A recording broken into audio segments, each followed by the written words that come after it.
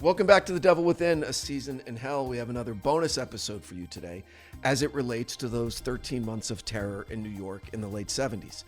In the immediate aftermath of the arrest of David Berkowitz in August of 1977, several things happened or began happening all at once. First, the city was able to let out a collective sigh of relief after months of fear and uncertainty and anxiety. It all melted away the moment they saw that goofy, chubby dude smiling for the cameras on his perp walk into the precinct. The second thing was the wheels of justice began turning with regard to Berkowitz's prosecution for his crimes. But in the background, there was another important facet of the story that was also in the works. The publishing powerhouse Simon & Schuster had been closely following the Son of Sam murders, and once the bad guy was in custody, they did what they do. They went after the story, confident that there was a bestseller on the horizon. What Simon & Schuster did was offer David Berkowitz, the Son of Sam, a $250,000 advance, which is almost $1 million in today's money, and a profit-sharing position for the rights to publish his life story. The idea of a man who had inflicted such pointless mayhem on an entire city getting paid to tell his story obviously didn't sit well. People lost their minds, actually. So much so that lawmakers in New York City and upstate in Albany, the capital of New York, moved quickly and enacted an entire slate of legislation that would come to be known as the Son of Sam laws. Basically, laws that prevent criminals from profiting from their crimes. These laws would see a rough road ahead as they sought to protect the dignity of victims and prevent bad guys from getting rich. In studio today to discuss this is Los Angeles entertainment attorney and host of the podcast, The Prevailing Narrative, Matt Bilinsky. Matt, welcome to the show. Thank you so much for having me. How have you been? Good? Doing fantastic, Branden. How's 2024 treating you so far? So far, so good. It's nice Looking to see good you. on you. Absolutely. Same here. It's nice to see you again. Matt and I go back. I was one of the original producers of his podcast, The Prevailing Narrative. I stepped away from the show in the wake of some life, somehow things go, in corporate media. You How never know things the happen trials and sometimes. travails, but we're Yes. still here right now cranking away. Yes, we are. Yes, we are. So, like I said, it's nice to see you and to offer your expert opinion because I will quickly be exposed for not knowing anything about the law. So thank you very much. All right. So what I wanted to know basically is, first of all, as a law student, were you exposed to these laws? Yes, I went to UCLA, so obviously the curriculum there, not entirely focused on entertainment and media, but you'd be surprised how many different facets of the law end up impacting somebody involved in entertainment and media. It's not just intellectual property. There's a lot of stuff in terms of litigation and criminal law and constitutional law, which is what the body of law we're discussing here today. And that just happens to involve media figures or situations that are media centric because they became high profile enough to make their way through the court system. Okay, so you practice mostly what? I don't really practice a ton of traditional entertainment at this point. Let's be honest. The traditional entertainment industry, as existed when I was in law school, doesn't really exist anymore. It's shot off in however many different directions. So I do, for instance, Pluto TV was a company that I was heavily involved in, and sure, that's television and broadcasting, but digital streaming. I do some of that, but now a lot of consumer products and technology, and a lot of that has some sort of content or digital component, but it's not broadcast television or feature film as existed, for decades. Have you had any run-ins with these laws at all as a professional? There was one client of mine that was did a lot of Cuban, Miami-based true crime. A lot of the a lot of their slate was true crime emanating from the various characters that you find in the criminal world in Miami, whether Cuban, Colombian, the drug wars in the Scarface late 70s. type of stuff. A lot of Scarface stuff. And here's the thing: see, beyond Scarface, which was the Mariel boat lift and the offshoots and the progeny. That was the progeny of a lot that transpired in the Miami crime world. But man, there is just the rogues gallery of characters that have come through Miami's ports, and just that had some sort of criminal. If you're a criminal, and people think just in terms of the United States that people escape to Florida, but it's also South America. If you were involved in some shady stuff in the gold mining world in Venezuela, believe it or not, you make your way to Miami, and just anything that you can find in that world seems to have some Miami connection. And this came up a couple times when we were trying to determine what deals we could make with the subjects of those incidents, because you want to hear the story from the source. You want to, you don't want to get it secondhand. And if you're going to go cut a deal with somebody and you want those interviews and you want their source material and they want to get paid for it, you got to make sure it's legal. And were you hamstrung by these laws? A little bit, really? Because believe it or not, Florida is one of the few states that's upheld the Son of Sam laws. Really? Yeah, oddly enough. So that was a difficult workaround. I'll leave it up to your imagination how we worked around it in some regards. I think I know, because I had to work around them. Yeah. I did a show in New York, okay, about an art gallery in New York that sold tens of millions of dollars of fake paintings. Okay. The woman who did time for it was out, wanted to talk to us for the show, couldn't because of Son of Sam laws. Okay. So we're like, okay, I guess we're screwed. She goes, no, I'll talk to you. We're like, okay. She goes, but you have to talk to my daughter. Yep. My daughter has to clear you first, and her consulting fee is $20,000. Yeah, it's always some. Not that that's how we solved it, but that's some variation of that solution. And it's like everybody in the room knew that money was going to her, that it wasn't going to her daughter. Yeah. But that's a very obvious and really simple workaround. That seems like a way to just thumb your nose at the law. Which is another, and we'll get into it, but as many laws that are kind of hastily constructed out of a media blitz are somewhat ill-conceived, even if there's a rational justification for it out of a notion of fairness, but don't really mesh with underlying law. And they become a little bit of a whack-a-mole in that there's always an easy workaround, and that would seem to be the case with these Son of Sam laws. And the best piece that I read in even doing a little extra research on this topic was the ultimate thesis of the piece was you literally cannot construct a law that will fully withstand constitutional scrutiny in this regard. And that seems very cut and dry. And what was their rationale behind that? Because of the First Amendment? The First Amendment, in that essentially trying to nail down on the connection and trying to narrowly tailor a law around that ties to the content, the nature of the content, because that's the whole idea. You're not trying to punish people for, giving their thoughts on their Super Bowl picks, right? You're trying to punish them, and the only way that anything would stand up under law would be as if it's somewhat narrowly tailored to the speech benefiting from speech that has some connection to the crime, right? Right. But you can think about it with OJ's If I Did It, for instance, and we'll get to that in more detail. But you can go look at If I Did It, and you're like, okay, that's content that's pretty on the nose in terms of whatever money you make from that book, you're profiting from the commission of the crime, or at least the allegation of the commission of the crime. Listen, he wasn't prosecuted, right? He wasn't convicted.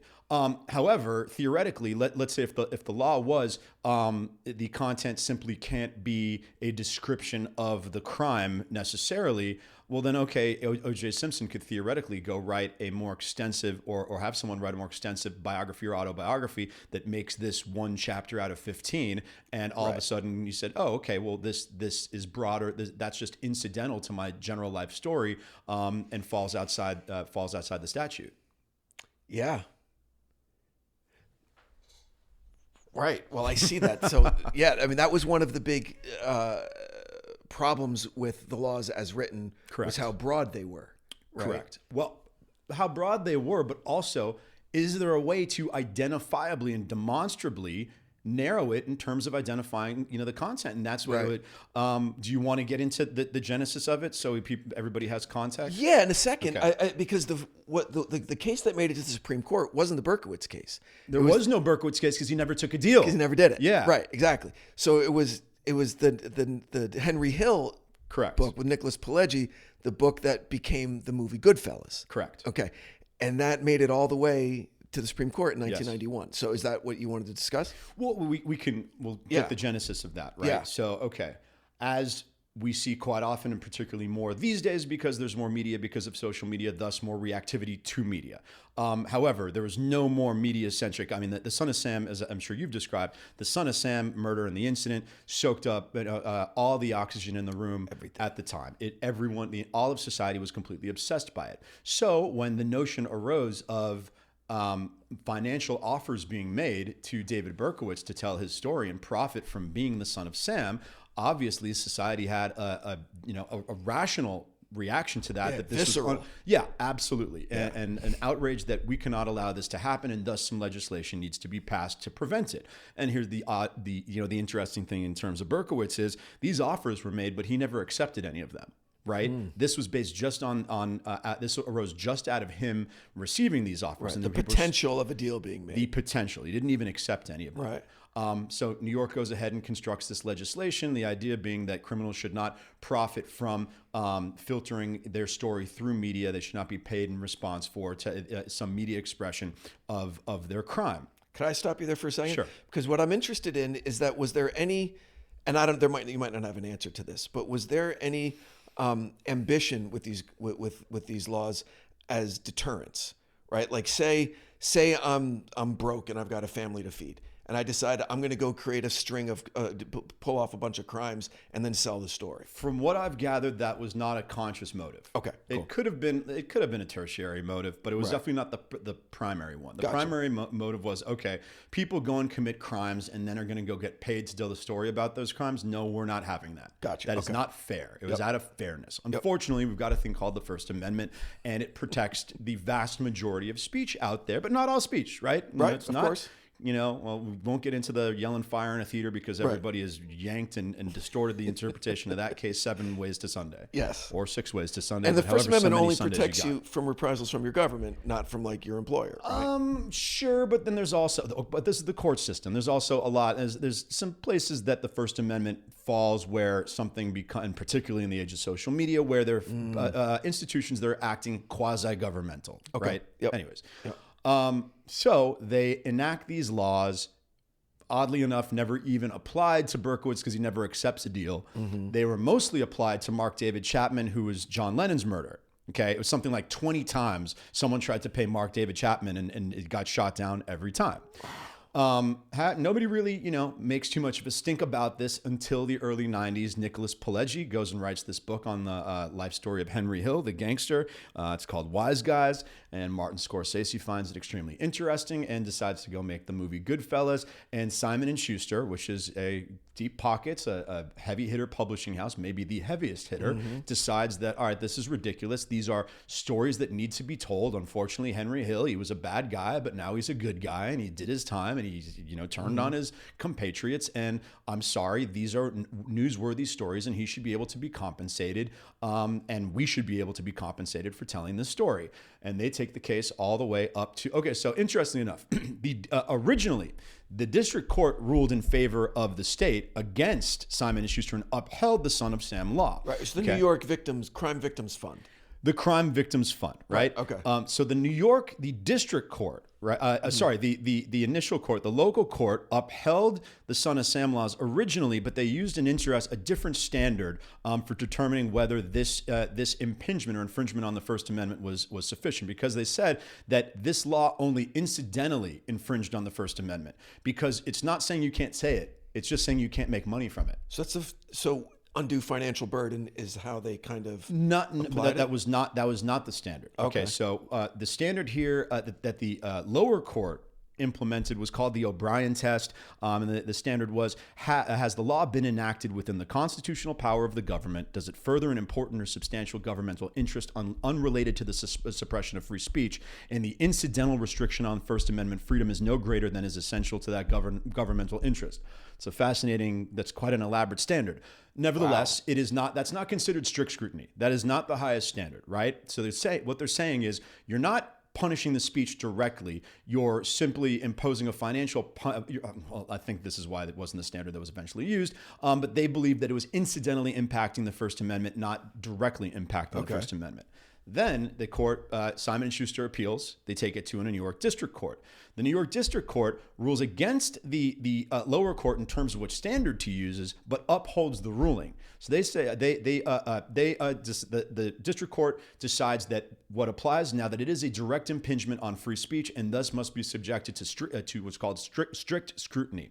So strict scrutiny means that the law has to serve a compelling societal governmental interest and be narrowly tailored tailored to serve that interest. Those are the two prongs of strict scrutiny. However, the district court upholds the law and says that it does meet strict scrutiny, right? And Simon & Schuster says, how the hell does it even meet that standard?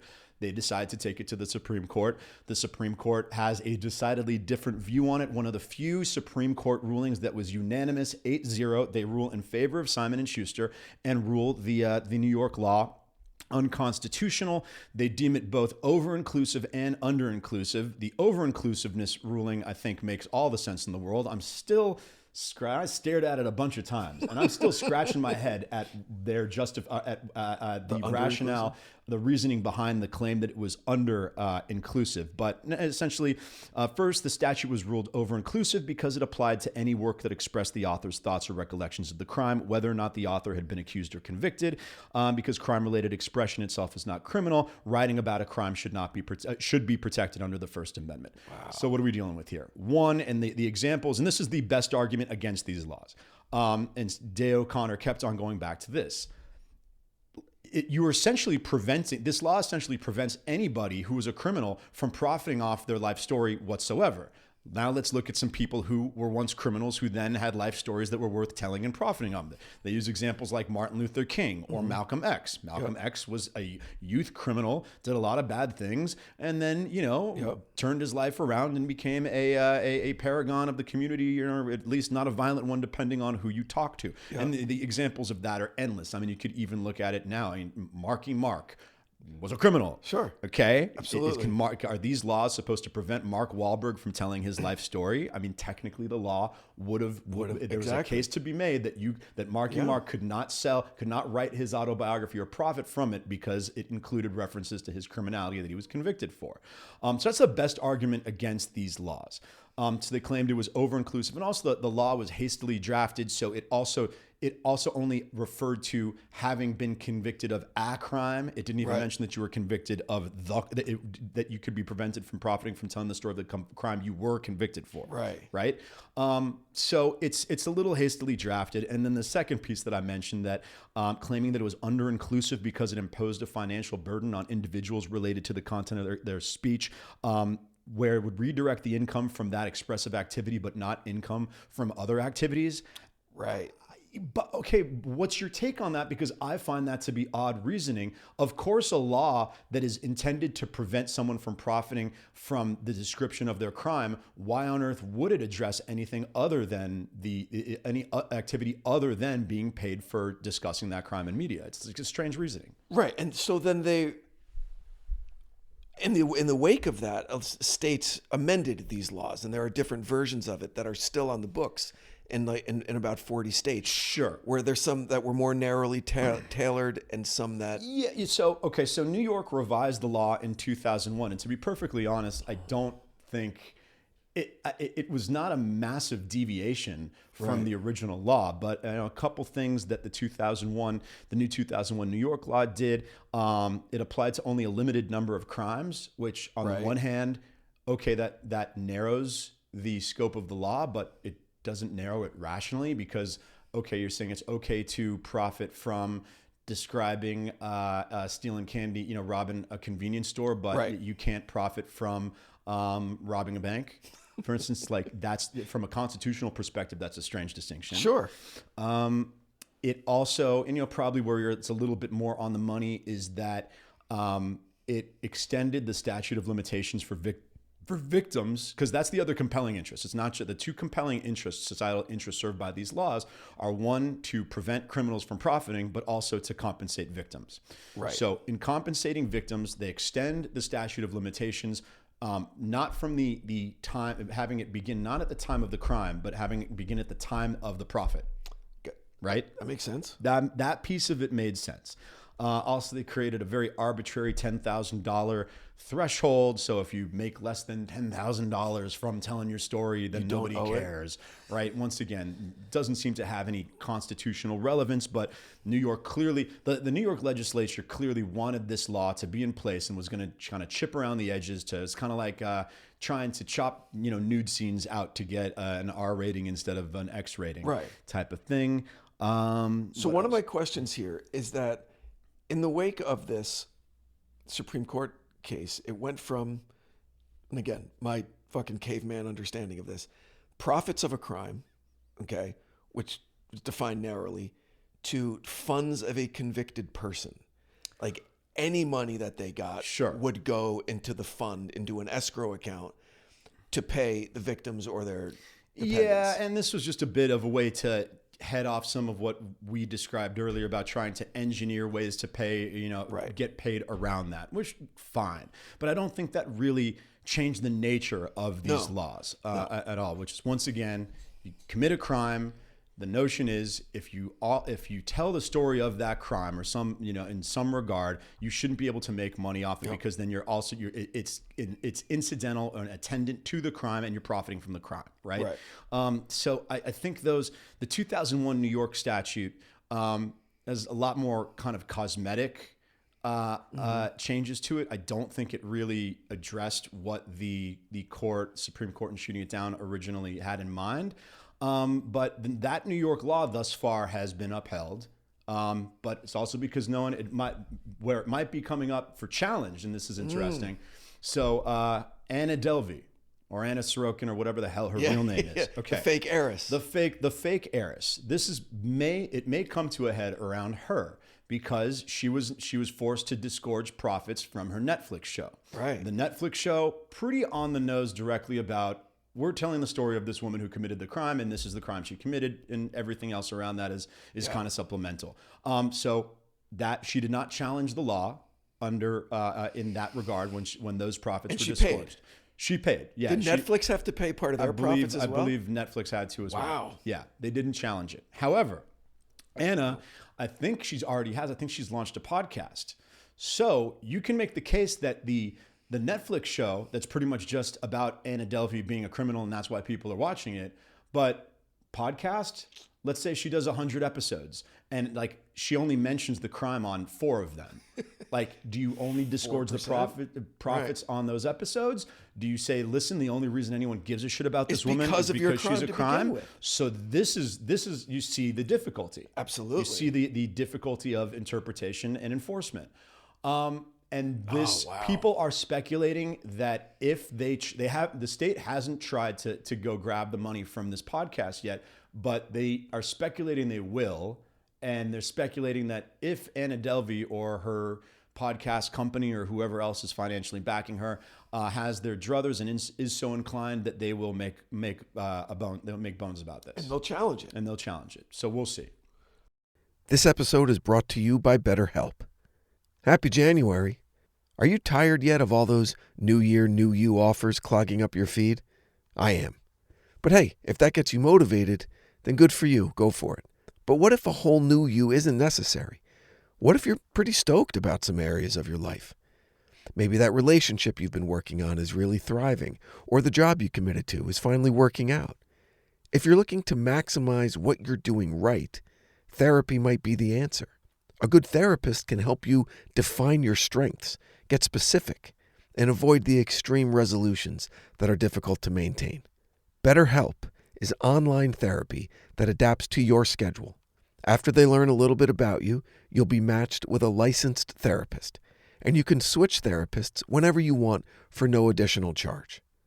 I've been telling my audience for 3 seasons now how I've benefited from therapy my entire adult life. So if you think therapy might be right for you, consider giving BetterHelp a try. Celebrate the progress you've already made. Visit BetterHelp.com/devilwithin today to get 10% off your first month.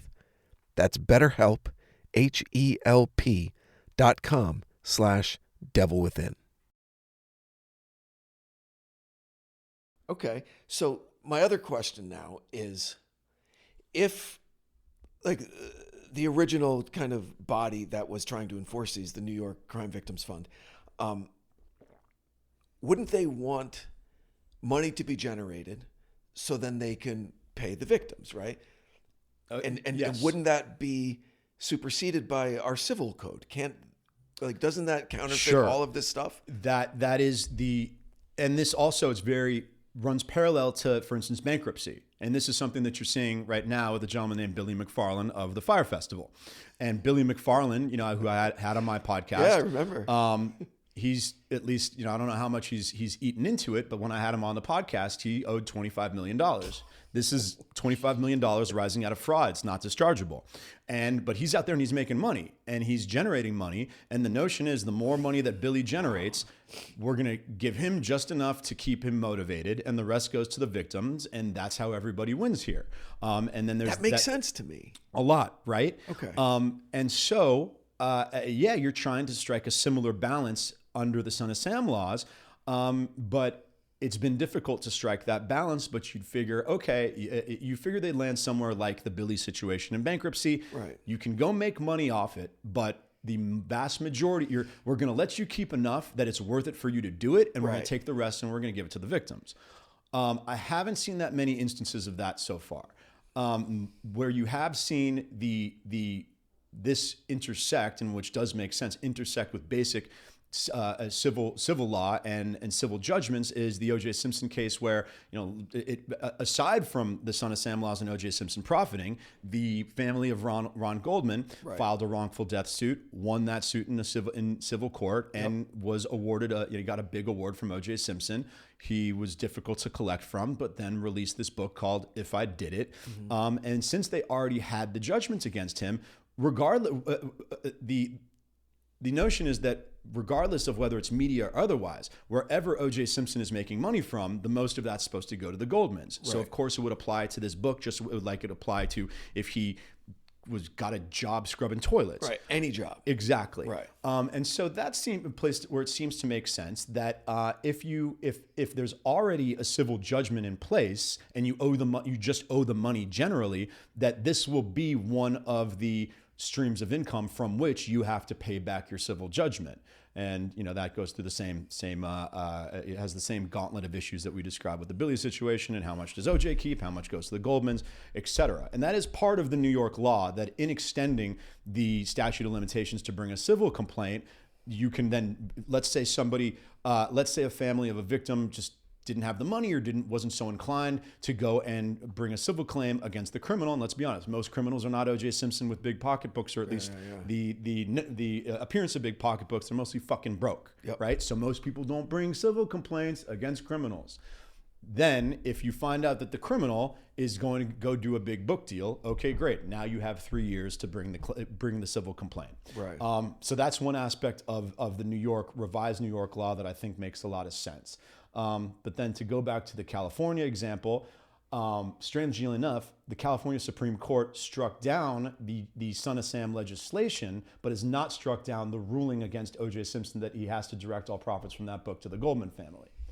Possibly, and then that brings the question of, if O.J. challenged it, would O.J. win based on the California Supreme Court ruling striking down the Son of Sam law? And just as a matter of interest to everybody out there, the California court struck down the Son of Sam law in regards to one of the guys who kidnapped Frank Sinatra Jr. And was selling the movie rights to his story. And the courts ruled, listen, this is something that people are going to want to see, going to want to hear about. It's the First Amendment. You can't stop them.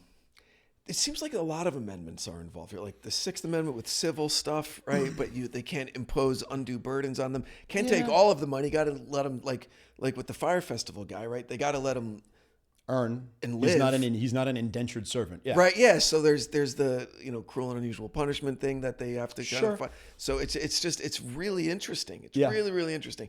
And it's also, again, in my not broad or deep understanding of this, it just shows the states' rights kind of situation that we're in, because 40 states have them. That means 10 states don't. Sure. So in those 10 states, you could profit however you want from any crime. Yeah. One of the unique, well, not necessarily unique, but one of more unique than in most other sovereign states in the United States, where you have these divergent bodies of law and you're trying to figure out what is supreme, and if the federal government has passed legislation that would overrule any of that. And that sometimes pops up, in the oddest of places. in interpreting these laws. For instance, in Arizona, where this popped up, and the law wasn't struck down, but it was struck, not necessarily, but it was struck down on procedural grounds, not on constitutional grounds in Arizona. This is around a gentleman named Sammy the Bull Gravano. Yes. Yeah. So Sammy the Bull Gravano was the number 2, he was the lieutenant for mafia kingpin John Gotti, probably the highest profile guy, a mafia figure ever to turn state's evidence and turn on the mafia. Yep. Reinvented himself as one of the first guys, importing Molly into Arizona in the early 2000s. I have my thoughts on that. Jesus Christ. Both, personal and from afar. Yeah, of course. Sammy was trying to tell his story, and listen, he had already done his time. He turned state's evidence. Like, listen, do you then, if you turn on, if you get immunity and you testify against the other criminals, does that mean that you should be released from this? However, apparently in Arizona, what the ruling was, the Supreme Court's appellate division ruled that the state law limiting the ability of a convicted felon to profit from the crime did not apply to federal offenses, that it only applied to civil offenses. Wow. Because it was the civil court didn't rule on it. I mean, the state court didn't rule on it. Also mentioned in that ruling that the plaintiff in that lawsuit did not have standing to bring the legal action because no victim of Gravano's crimes had ever filed a complaint with the board. Apparently there's a local victims rights board in Arizona that brought the claim, but not the victims themselves. So they ruled against it. However, the court there in Arizona explicitly mentioned that we're not ruling on the constitutional issue. We're not even addressing it. So if someone wants to go bring this claim based on infringement of the First Amendment, that we'll discuss that when you bring it, but we're just rejecting this on procedural grounds, and Sammy the Bull got to keep his money.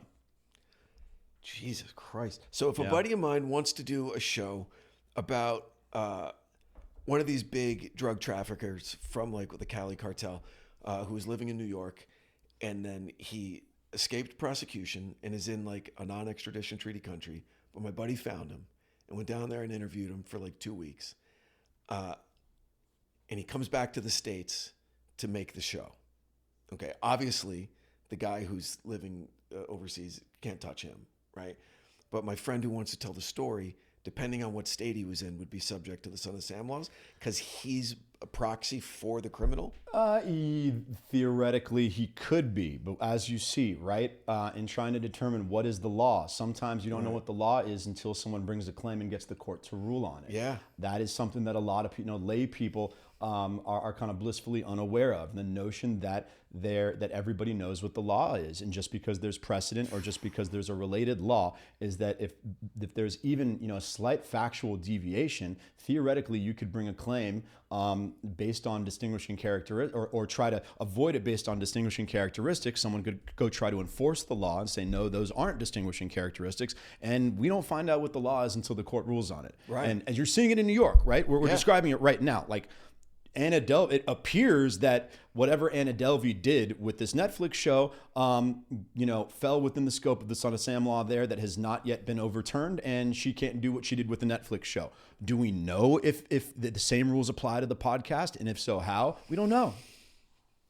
Man, so it's really a lesson in hastily constructed laws. Somewhat, yeah. Based on the public high-profile uproar, media frenzy, all of that. Do you think that there's your personal opinion, is there a place for these laws in our society today? I think I have to say yes, because they're there. That's the reality, right? Yeah, the reality is there are some states where these laws have been upheld and they're sometimes being applied. So do I think it's entirely clear-cut that they are unconstitutional? No. The gentleman, the legal scholar whose piece I read saying that, hey, there's no way to construct one of these laws that will forever stand up under constitutional scrutiny, I think he's got a point.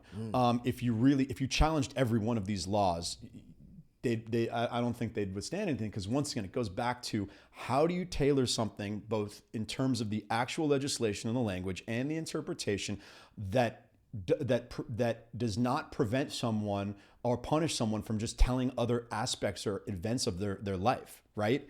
Because theoretically, like I said before, if the law is okay, we're just not going to let you profit from something that is limited just to describing the crime, right? Then okay, that's an easy end around. There's easy circumvention. Yeah, you just sure. go ahead and talk about some other stuff and then stick it somewhere in the middle. Exactly. So that's the difficulty with these laws. I think that's what it turns on. Wow. So we're going to be stuck, as we always are, with an imperfect system. Yeah. You know, Right. that's life. Yeah, with these laws, that's interesting. I think it's hard for me to really put myself in the position of someone who would be like upset by it, right? Like if I'm a survivor of a murder victim or something like that, like I think I might lose my fucking mind if the person who killed someone I love is going to go make $1 million off of it. Like that, from that point of view, I get it. From the constitutional point of view, in a vacuum, right, dispassionately, I get that as well. Someone should be able to tell their story and to talk about stuff and to do whatever. So I completely understand all of the ups and downs and ins and outs with this. And I don't think there is a clear answer. There's definitely not a clear answer. And I think it really is a perfect case study of where fairness and rational expressions of the law bump up against each other. Yeah. You know, as you said, I mean, maybe the finest. I don't know if there's a better one than this. Really interesting. Yeah. 100%. Really interesting. And you know, the fact that all these seminal cases on this subject seem to be around really interesting, high-profile people. I mean, look at who we just rolled off. Right? Like none of these was like, Sorokin, some OJ, guy that Berkowitz. nobody heard about. Sammy the Bull. Yeah, right. The case in Nevada, I think, was a lower profile one that Yeah. didn't really reach the public consciousness, and they actually in Nevada struck down the Son of Sam law there. But all the rest of these, But you're right; they're all huge, all the huge cases. huge cases, right? Yeah. And like OJ especially. I know that publisher, Judith Regan. Okay, yeah. And she likes to stoke the fire. she loves to stoke the Yeah, fucking. yeah, She for could sure. not give a shit Yeah. about it. She's a at all. flamethrower. Yeah, she really is. She really is. And I just think OJ is just such a.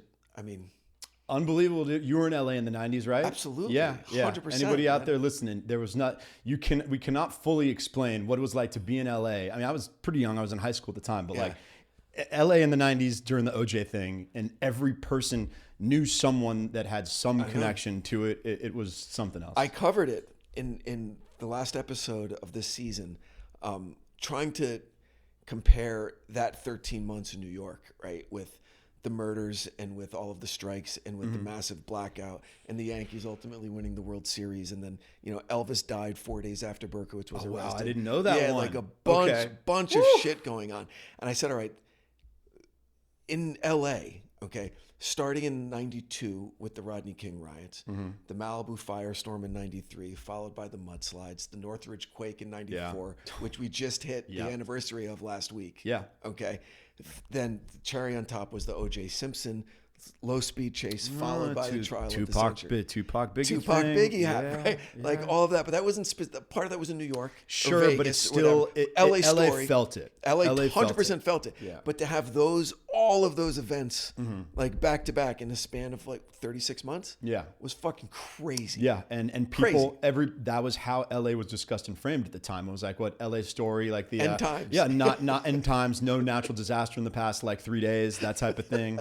I mean, it was interesting times out here for sure. Really, really crazy times. But so did anything that we missed importantly that we need to know about the Son of Sam laws? Because we covered a lot of stuff, and we covered it. I mean, I think people see we see what we're trying to do. We see what the societal concern is that they're trying to address. We see the reason that courts have decided that even though there is a compelling interest around it, it just might not be something where you can limit speech in this regard. And we see that it's constantly evolving. It's a fluid body of law. It's fluid interpretation. It's going to come up again. And, you know, it's going to keep things interesting. And it's just, and it also says a lot in describing and something for people to keep in mind when a high profile incident occurs and there's outrage and people decide to pass a law that is animated by that outrage, right? You got to be skeptical of these things, right? Society does not operate its best when reacting to high-profile outrage. All right, I like to end these with some rapid-fire questions that I didn't prepare you for. Are you ready? Love those. I don't want you to think about it. I just want you to answer. All right, I think I know this. All right, anyway, we're going to go quick. Art museum or history museum? History museum. Passenger in a car, driver in a car. Driver in a car. Beer or wine? Wine. Summer or winter? Winter. DC or Marvel? Don't give a fuck. Tattoos or piercings? Oh, God. Give a fuck about both being terrible. Although I'll go tattoos. Godfather or Goodfellas? Godfather, but it's close. Dogs or cats? Dogs. Food truck or restaurant? Restaurant. Chocolate or vanilla? Vanilla. Rock, paper, scissors. What do you open with? Oh man, I'm giving away my secrets here. The instinct is to go rock, but I try to like negate that instinct and go scissors. Wow, that's deep. Okay. Where do you land on the Kennedy assassination? I've evolved over the years. I think Oswald did it. How about Roswell? I don't think there's aliens. Wow, that's No, I don't not think there's aliens. I don't think we've discovered them in the Roswell sense of the narrative. Are we alone in the universe? No. Picasso or Van Gogh? Picasso. Warhol or Basquiat? Warhol. Tupac or Biggie? Biggie. Do you believe in ghosts? No. Best pizza in LA? I'm a kid from Jersey. I got to know your opinion. I'm a simple guy. I'll go fucking Joe's, dude. Joe's is good. Joe's gets the job done. Love it. Yeah. But here's I'm just gonna throw out. Oh, are you? Yeah, more? that's it. No, we're done. That's it. You gotta start going instead of Goodfellas, Goodfellas, Godfather. You gotta go Goodfellas Casino because that's the tougher call, and that's the more. It's too tough. I don't want to do that. And to how you. about that? No, but I'll say it right now. I fucking said it. Casino. People. What? Bro? Casino is unbelievable. Casino's incredible. Hold on. Casino is underrated because it came after Goodfellas, and people's like, nah, I can't. They're like, we can't. It's sacrilegious to say that this movie is better than Goodfellas because it's derivative of. Casino's better. Here's my thoughts on it. I'm not disagreeing with you. Yeah. I think it's the best performance from Sharon Stone that we've ever had. I think she's terrific. I think Pesci was great. Amazing. My problem with that movie was that it was too real with Pesci and his brother's death. I mean, when I hear Pesci you and my mom. Wait. Can we talk? Whoa. This is my mom's problem. Okay, no, my mom can't do Casino because I can't watch them get killed. What? Oh, are you a baby boomer female from New York, Branden? I mean, she's off the hook. It's my mom, and she's sensitive and whatnot. Listen. Whatever. They needed to get their ass beat. That's how it happened. No, hold on. It's all, and I think I know what your mom's talking about. Yeah, I'm sure. Because it's one line from Pesci. It says, "Come on, he's still breathing." Okay. When they're throwing dirt on him. But Branden, that's completely separate from the quality of the film.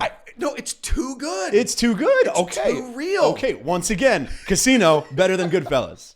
Okay? Casino's fucking unbelievable. Oh my gosh, that scene with him, with De Niro and Pesci in the desert. Everything. Who the fuck do you think you fucking are? You Jew motherfuck you. Motherfucker. And I'm Jewish, so no Karens out there. Okay. Okay? I married a Jew, so it's fine. All right, there we go. But still, man. The way it's shot, Lester Diamond, come on, man. Lester Diamond's such a great character. Bro, Jimmy Woods, and wherever you're out there. So real. Again, so too real. For sure. Her love for him was so honest. Yeah. Right? That she would do anything for him. For this fucking loser. I know, fucking loser. And then you've got this guy who's successful, has high stature, and is like, the fucking woman I love is going for this fucking pawn scum and gets his ass beat like he should have, but it doesn't even matter. Look, no, it's. She ties the daughter up to the bed to go out. Oh, man, yeah. You know, and all ostensibly a true story, which I think is terrific. Yeah. And listen, it's great. Yeah, it's a fucking masterpiece. Great. And I think you're right. I would agree with you that I fall into the Goodfellas is a cultural touchstone, you know? Sure. And so I would. It just overshadows because it was so the Vegas version of Goodfellas, and Goodfellas was groundbreaking. And only 5 years later. Yeah. But Casino's a better movie. It's really good. Yeah. Are you glad we went in this direction on this chat? It's really good, but it's too hard of a question. Huh? Godfather, Goodfellas or Casino? People would go, right. Whoa, you know what I mean? I want to be nice. Okay, no. Casino versus Goodfellas is more esoteric question because people are expecting the Godfather versus Goodfellas. Yeah, the esoteric nature of people having to really kind of parse the two like Scorsese masterpieces might be a little. Might short circuit. I would. Yeah. I did. And anyone under age 38 probably wouldn't was know. These Wouldn't- fucking wouldn't- teeny wouldn't- boppers. All right, well, that's going to wrap it up today. Love Matt, it. let people know where they can find you. We could talk about Prevailing Narrative a little bit. For sure. Everybody, I mean, primary social media content is both my Twitter and my Instagram, MattBilinsky. Podcast, The Prevailing Narrative, available, Spotify, Apple Podcasts, wherever you get your podcasts. Typically weekly, little travel over the holidays, so have not yet broken the seal on 2024, but we'll be doing that shortly. That's another story altogether, Branden. Yes. It's, everything from a discussion, attack on current events to 2024 certainly be political heavy, but it's certainly not a political first podcast. Interview series with persons of interest, whether those in the social sciences, business world, what have you. It was helped. This man right here, Branden, helped me craft it, and it was a pleasure doing it with him. And here's what I'll say about Matt and his content. He's a great follow. He's an interesting follow. He's not an easy follow. Okay, like it's not. True. There's no softball shit coming at you. Nope. It is opinion heavy. This is why things are supposed to be the way they are. You'll get mad at him, but you'll find it really hard to disagree. Because no, I'm serious. Because the arguments are very, very well thought out. Thank you. And it's not that he's afraid to have an argument. I just don't know how many people you've run into that have won an argument. Not many. Right. And listen. Listen. I'm not producing your show anymore. I'm not jacking you off here. It's just true. Thank you. I was there on tons of your interviews. Okay. And I would always say the same thing when I'd come back on afterwards. I'm taking notes. I'm learning shit here. Thank you, man. Really learning stuff. And I always had fun warming you up, trying to say things that would piss you off before. So Branden, I know what you're trying to do. You think you're, but it got your blood going. Sometimes, that's not hard. That's not hard. It got your blood going. So I highly recommend give Matt a follow and definitely check out The Prevailing Narrative. He's got a wonderful back catalog of episodes that are relevant today. I remember you interviewed Peter Navarro, one of your first interviews. Navarro, he might be looking at some time. Looking at some time, man. That feels like a lifetime ago now. Yeah. In terms of that universe, I had Rick Cornell as well, and it looks like everything across politics and finance and current events, for sure, and a lot pop culture. And a lot of social sciences, and one topic that I didn't even, I'm not trying to dictate everything. I'm also looking at what market information comes in. I talk a lot about mental health, but not just mental health in terms of the very cliched, here's how to improve your mental health. Also, how society's dealing with mental health. Yeah. I've had a few episodes on that, and they've been particularly popular. And I do think I have a unique perspective on where we're going wrong in talking about mental health, in our approach, in how society has kind of made it just another social media campaign topic that's really not serving a lot of people. And I've done a few episodes on that, and that was my last one at the end of last year with a psychologist named J.D. Haltigen, super smart guy. And I've had a few of those. So, if you're just poking around the Prevailing Narrative, maybe go check out some of those episodes. Really. Check it out. Like I said, you might not agree with them, but it's hard to ignore them. So thank you, sir. Check out The Prevailing Narrative. Matt, thank you so much for joining me today. My pleasure. I could not have navigated this by myself. Thank you, everybody, for listening to The Devil Within. You can find us on socials at The Devil Within Pod, Instagram, TikTok, Facebook, and available wherever you get your podcasts. Until next time, stay safe. The Devil Within, A Season in Hell, is a Cloud 10 Media production, recorded live at Bel Air Studios in Los Angeles, California. Written and produced by Branden Morgan.